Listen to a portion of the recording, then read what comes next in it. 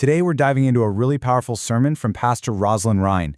It's the first in her series called The Earth is Groaning, Waiting for the Manifestation of the Sons of God. And really, it all comes down to one massive question. Do you actually know who you are? Because according to Pastor Ryan, the answer to that changes literally everything. Let's get into it. So, the entire sermon is built around this one kind of mysterious verse from Romans. It paints this incredible picture of all of creation. I'm talking mountains, oceans, animals, everything is in this state of earnest expectation. It's like it's holding its breath, just waiting for something. But what on earth is it waiting for? And this isn't some passive, lazy waiting. Pastor Ryan really highlights the imagery here. Creation is leaning forward, like it's on the edge of its seat. It's groaning like a woman in labor. You can feel the urgency, right? There's a deep, desperate need for something to be revealed. So yeah, that's the big question. What could possibly be so important, so monumental, that the entire planet is groaning in anticipation for it? And here's the reveal. According to Pastor Ryan, it's not waiting for another church building or a new program or a bigger platform. Nope. Creation is waiting for people. It's waiting for the sons of God to finally be revealed. And that completely shifts the focus from what we do to who we are. But here's the incredible twist. The very people all of creation is waiting for, well, they often have no clue who they are. Pastor Ryan calls this the great identity crisis of our time, a true tragedy of hidden value. And here it is in her own words. This is the heart of the problem. You can be a believer, you can be saved, in a right relationship with God, and still go through your entire life completely oblivious to your true identity. It's like being a billionaire who lives like a pauper because they never checked their bank account. So what does this identity crisis actually look like? Well, here's a great comparison. So many believers approach God like an employee. They're always working, always performing, trying to prove they're good enough, and secretly terrified that one wrong move could get them fired. But their true identity is that of a son, secure, loved, with a permanent place in the family that can't be taken away.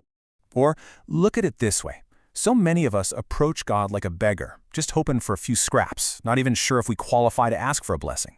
But the reality is we're heirs. We can walk up to God with total confidence, knowing there's a massive inheritance with our name on it. The difference in posture is just staggering. And you can see where this leads, right? Total spiritual burnout. Pastor Ryan says this is why people are so exhausted.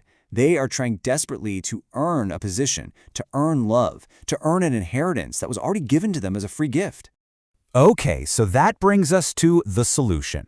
If you can't earn this identity through good behavior or hard work, how in the world do you get it? Well, the answer is all about receiving a right, a legal authority to become something totally new.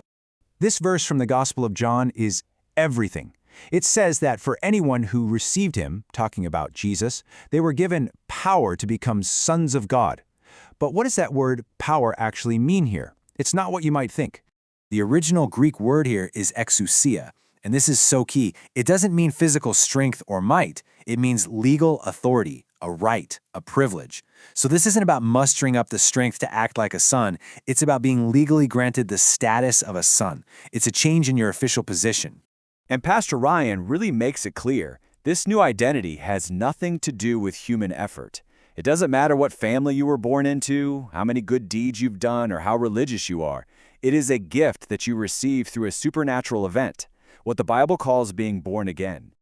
Pastor Ryan uses the picture of adoption to make this crystal clear. I mean, think about it. The moment a child is adopted, their reality changes instantly. First, they get the protection of a brand new family.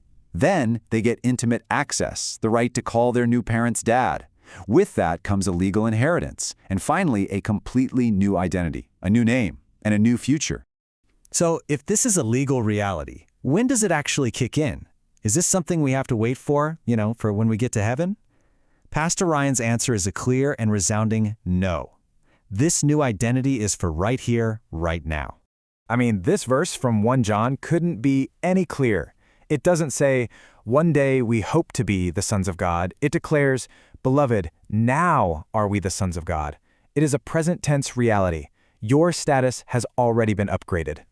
And this distinction is so important to grasp. Your identity as a son is a fact right now. It's a done deal. Your transformation, the process of becoming more like Christ, that's ongoing, that's a future promise. You are a son now, even while you're still a work in progress. Okay, fair question. If believers have this incredible royal status, why doesn't the world see it?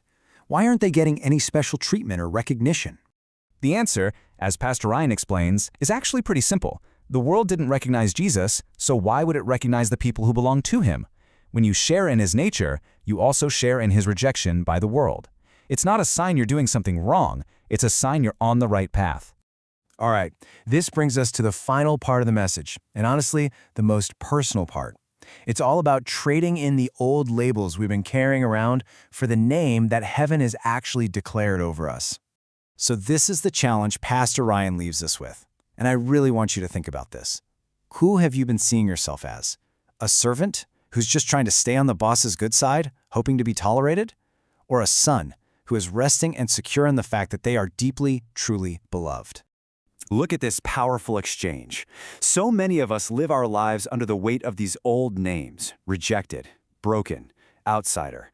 And those names dictate how we live. But Pastor Ryan says heaven has a different declaration for you: accepted, new creature, son of God.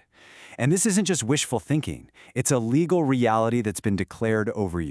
And so the whole sermon builds to this personal first-person declaration of truth. It's meant to be something you internalize, something you say to yourself. I am a child of God. I have a new name. I've been adopted. I belong. Knowing that, truly knowing it, is the antidote to all that exhaustion and striving. And that's where we'll leave it for today. Pastor Ryan's point is that before the sons of God can be revealed to the world, they first have to be revealed to themselves. So this final question isn't just to make you think, it's a life-altering challenge. Now that you know who you really are, what are you going to do about it? How will you live?